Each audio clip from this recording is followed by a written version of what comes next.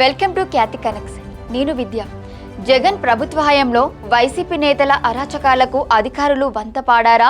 వైఎస్ఆర్సీపీ నాయకులు ఆక్రమణలకు తెగబడ్డారని కూటమి చేస్తున్న ఆరోపణలు నిజమేనా?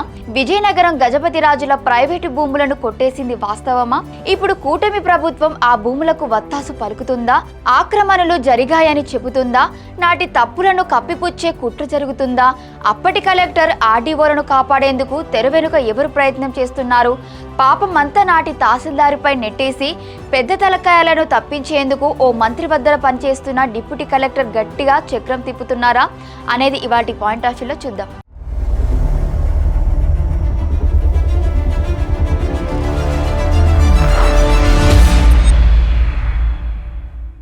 టీడీపీ సీనియర్ నేత, మాజీ కేంద్ర మంత్రి, ప్రస్తుత గోవా గవర్నర్ అశోక్ గజపతిరాజు కుటుంబానికి చెందిన భూమిని గత వైసీపీ ప్రభుత్వం ఆక్రమించిందని ఇప్పుడెందుకు తెరమీదకు తీసుకొచ్చారు? వైసీపీ ఆఫీస్ నిర్మాణం కోసం స్వాహా చేశారని ఆరోపిస్తున్న గజపతిరాజు కుటుంబం 2 ఏళ్ల తర్వాత ఎందుకు స్పందించాల్సి వచ్చింది? విజయనగరం మహారాజపేటలోని సర్వే నెంబర్ 569లో గల 4.60 ఎకరాల భూమి అశోక్ గజపతిరాజు కుటుంబానిదేనని 2021 ఫిబ్రవరి ముందు రికార్డుల్లో స్పష్టంగా ఉందని గజపతిరాజు కుటుంబం చెబుతోంది. అయితే నిబంధనలను ఉల్లంఘించి మరి నాటి విజయనగరం జిల్లా కలెక్టర్, ఆర్డీఓ, తహసీల్దార్లు దాని ప్రైవేటు భూమి నుంచి అడ్డగోలుగా ప్రభుత్వ భూమికి రికార్డులు మార్చేశారా? అలా జరిగి ఉంటే కోట్ల రూపాయల విలువైన భూమిపై 2 ఏళ్ల నుంచి మౌనంగా గజపతిరాజు కుటుంబం ఎందుకు ఉండాల్సి వచ్చింది అనేది $1 మిలియన్ ప్రశ్న. రాష్ట్రంలో కూటమి ప్రభుత్వం వచ్చాక 2025లో అశోక్ గజపతిరాజు ఈ అక్రమాలపై జిల్లా కలెక్టర్కు అధికారికంగా ఫిర్యాదు చేశారు. దీనిపై ముఖ్యమంత్రి చంద్రబాబు నాయుడు స్పందించి విచారణ ఆదేశించారు. సీఎం ఆదేశించినా సరే గజపతిరాజు కుటుంబం ఆరోపిస్తున్న భూ ఆక్రమణలపై కనీస విచారణ జరగడం లేదట. అంటే ఇక్కడ మరో విషయం అర్థమవుతోంది. గజపతిరాజు కుటుంబం ఆరోపిస్తున్నట్లు అక్కడ ఆక్రమణలు జరగలేదని అర్థం చేసుకోవాలంటున్నారు ఆ జిల్లాకు చెందిన అధికార పార్టీ నేతలు. ఈ భూమి మార్పిడి వ్యవహారంలో అడుగడుగున అధికార దుర్వినియోగం జరిగింది.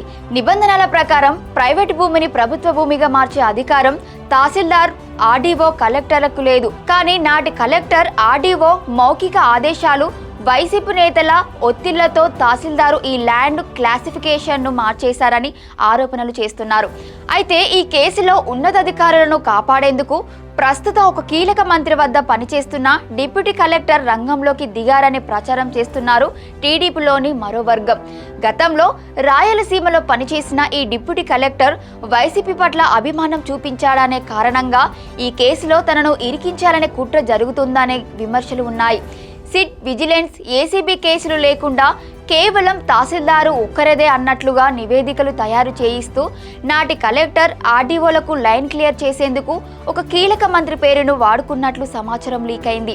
నిజానికి ప్రైవేట్ భూమిని ప్రభుత్వ భూమిగా మార్చే నిర్ణయ అధికారం తహసీల్దార్, ఆర్డీఓలకు లేదు. కానీ నాటి కలెక్టర్, ఆర్డీఓల ఒత్తిళ్లతోనే తహసీల్దార్ ఆ పని చేశారు. ఇప్పుడు ఆ పెద్ద తలకాయలను కాపాడడం కోసం తప్పంతా కేవలం తహసీల్దార్దేనంటూ ఒక దొంగ నివేదికను సృష్టించేందుకు ఆ డిప్యూటీ కలెక్టర్ సదరు మంత్రి పేరును వాడుకుంటూ అధికారులపై ఒత్తిడి తెస్తున్నట్లు సమాచారం. మరి కూటమి ప్రభుత్వంలోనే నాటి వైసీపీ అరాచకాలను కప్పిపుచ్చేందుకు ప్రయత్నిస్తున్న ఆ డిప్యూటీ కలెక్టర్ అక్రమాలపై ప్రభుత్వం ఎలాంటి చర్యలు తీసుకుంటుందో చూడాలి.